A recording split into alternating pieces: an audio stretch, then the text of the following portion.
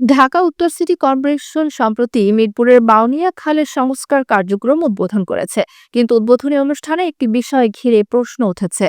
ভাসমান এক্সকেভেটরে অতিথিদের ওঠার সময় লাল গালিচা বিছানো কেন? অনুষ্ঠানে উপস্থিত অতিথিদের লাল গালিচা হেঁটে খালে নামার এবং এক্সকেভেটরে ওঠার দৃশ্য সোশ্যাল মিডিয়ায় ব্যাপক আলোচনার সৃষ্টি করে।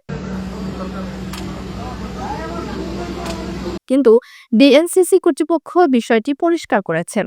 ডিএনসিসির জনসংযোগ কর্মকর্তা মকবুল হোসেন এক সংবাদ বিজ্ঞপ্তিতে জানান, এটি কোনো আনুষ্ঠানিক লাল গালিচা নয়, বরং অতিথিদের নিরাপত্তা নিশ্চিত করতে এবং এক্সকেভেটরে ওঠা এলাকা পরিষ্কার ও দৃশ্যমান করতে লাল কার্পেট সদৃশ একটি ম্যাট ব্যবহার করা হয়েছে।